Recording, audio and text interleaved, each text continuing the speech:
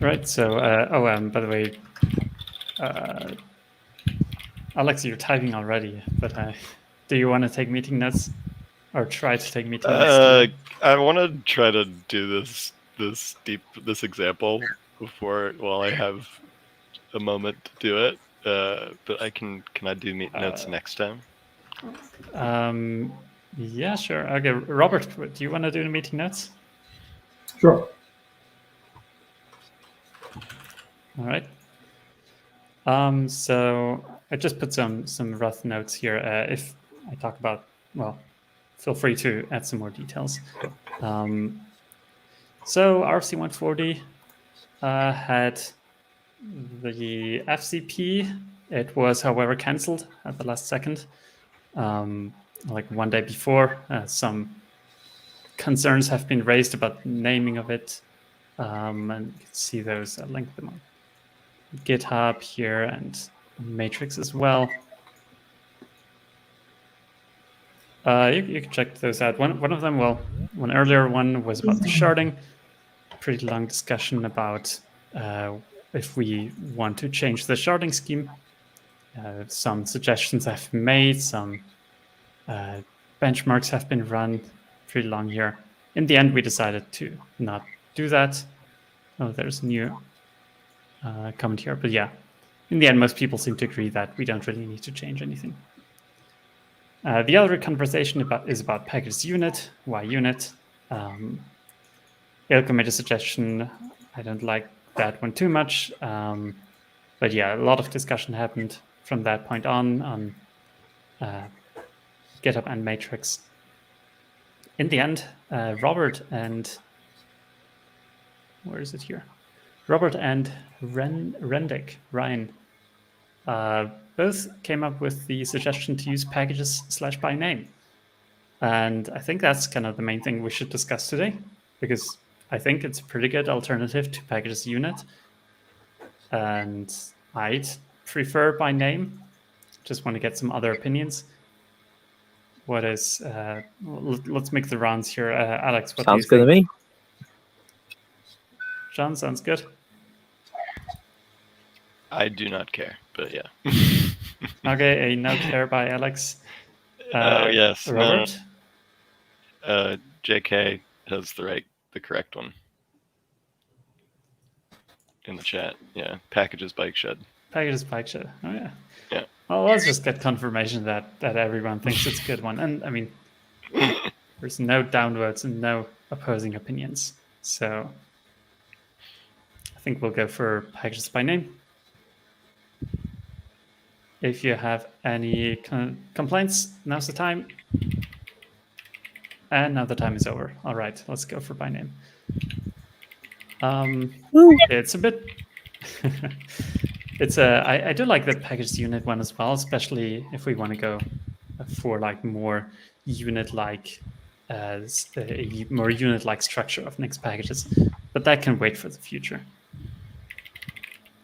All right, so I'm gonna make the changes probably, hopefully this week, and then just ping all the shepherds again to ask for an FCP again. And then we'll wait the 10 days for another FCP again. All right, did I miss anything? Right, implementation. So, sounds good. I also started last week and this week implementing the RC. So if you want to already kind of get a feel for it and try it out, this is the PR. Yeah, it actually implements the kind of reference checking we have in a Rust program. And it's committed right into the code here. I'm not sure if I want to keep that, but it's small enough that it's not a big problem, I think. It's like 150 lines of code, effectively. But yeah, it works. All the checks at least work. Now left to do are the documentation still and the tests. The tests of the checks, kind of meta, but we want to make sure that the errors, the proper errors get thrown. Yeah, and that's it for RC 140. Anyone want to discuss anything else? Just Actually, about the yeah. tests, are those like more or less complete, or do you think there's a lot more work to do? Can you repeat the test file? Yeah, so you've added some checking here, some CI, I suppose. Yeah. Is that complete? I'd say it catches all the errors, but it doesn't throw the best error messages yet, and the code is fairly rough. But in principle, it does work. Needs cleanup though.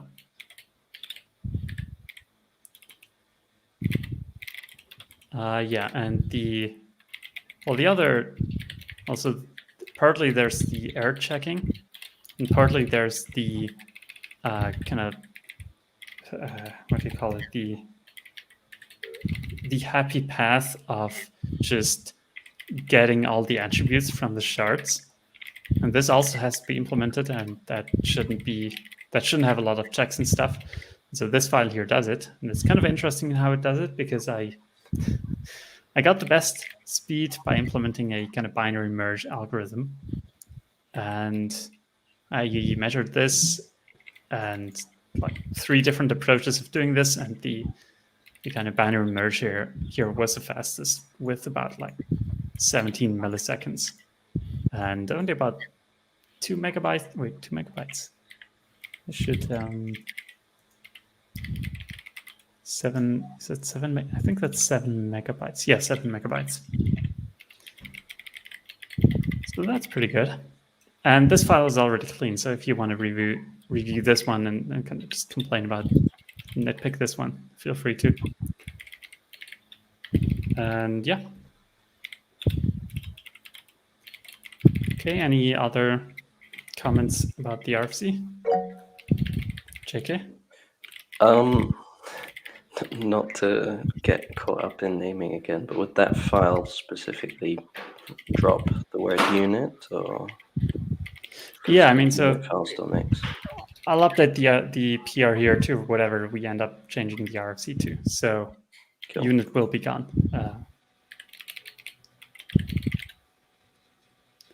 Yep. I guess a very small change I also want to do on the RFC is currently it talks here about the unit directory standard, but we aren't like, is it really standard if it's only Nixpkgs internal? Because it is only internal. It's nice to be able to talk about it as a standard, but it's not really a standard. So I think I'm just going to remove this word. Otherwise, people might be inclined to use this in third-party repositories already. And then, because it's not a big problem as long as you don't expect it to be unchanging. All right. Then just the quick update on the packages modules working group. Still going fine, having weekly meetings. Alex is currently working on one of the PRs. We merged 2 PRs again last weekend, or last week. And this week, actually, on Friday, in the Friday meeting, David will present DRV parts, kind of a short presentation on DRV parts. So if you want to join that and listen in, feel free to. You can ask questions as well, and we'll probably discuss it for a bit. And it will also be recorded and uploaded on the Nixpkgs architecture team YouTube channel. So not all is lost, and it will be linked from this repository afterwards. But yeah, live questions would be best while we have all the context then. Yeah. Any comments about this? Questions? Sounds like a no. I'll continue the monologue then. Well, actually, there's just one more thing. I'm going to take off some time starting next Thursday, I think. And so I will be away for a bit more than 2 weeks. And Robert has agreed to take over the leadership of the one meeting we have in that time. I probably won't join. I might still join, depending on, I don't know, how my vacation goes, I guess. But yeah, I handed over the permissions for the YouTube channel to Robert, so he can also do the live streams and yeah, hopefully, yeah. There's some trouble setting it up, but it should work now. Yeah, and I hope I created this hosting document at some point, which just kind of explains how to host these meetings. It's a bit too detailed probably, but more details don't hurt, I guess. And even if like it might be good to just write this down for other teams as well, and this could also serve as an example. So just kind of testing this ourselves is good, and making sure it's actually correct. So I've been refining this every time I something about the hosting changed. All right. Any questions about that, or any other thing you want to talk about, discuss, mention?